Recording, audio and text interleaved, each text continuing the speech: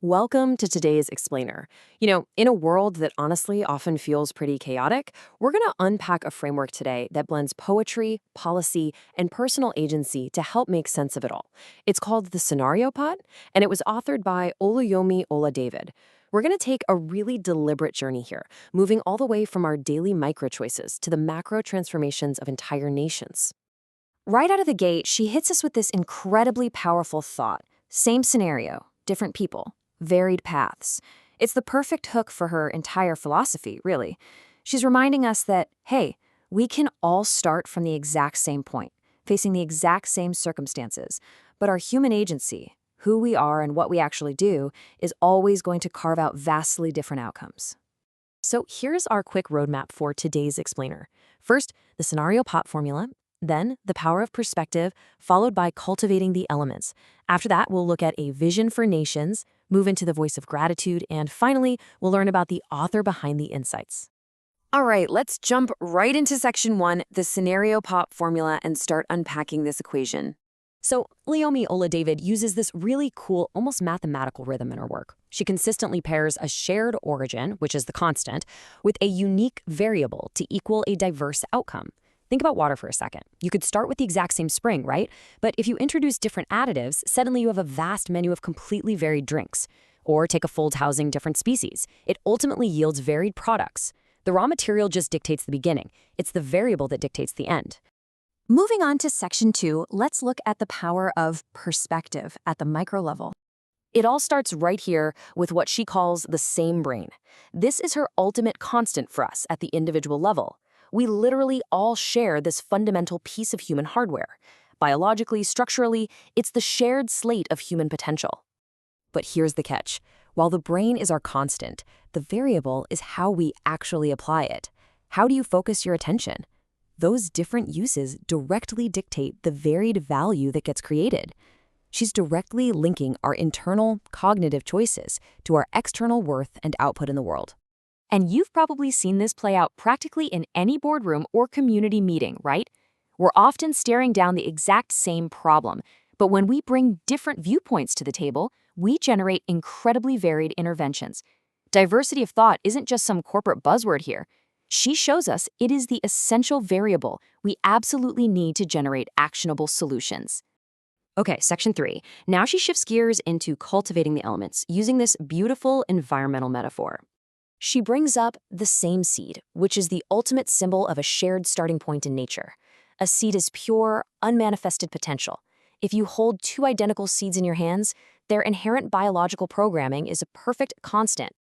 And this leads us straight into why the environment is just absolutely crucial. You can have that exact same seed, but if you plant it in different soils, you are going to get a completely varied yield. It really forces a tough question. What kind of soil are we providing for our ideas, our businesses, or our communities? The environment we create is going to fundamentally alter what grows out of it. She drives this home with another farming metaphor. The same farm, planted with different trees, creates varied fruits.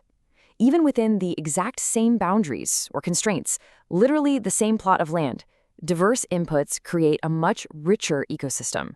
It's such a great reminder that sharing a space doesn't mean we have to have homogeneous output. All right, let's zoom out for section 4, a vision for nations at the macro level. Now we hit her most expansive constant, the same country. She is setting the stage here to talk about the massive shared structures that millions of us operate within every single day. The really fascinating part is how she looks at the complex reality inside those borders. Different nations coexisting within a single country naturally result in varied tongues. She profoundly recognizes the interplay of cultures and languages, all navigating a shared political boundary. It's an incredibly potent observation for anyone involved in national policy or societal harmony. She also applies this big picture vision to economics and development. Imagine a massive grant being handed out. Because it falls into different hands, it naturally results in varied returns. She totally strips away the illusion that throwing money at a problem solves it. Her perspective is that identical funding leads to vastly different outcomes, depending entirely on the skill, the integrity, and the agency of the hands that wield it. Section 5 takes us into the intangible drivers, starting with the voice of gratitude.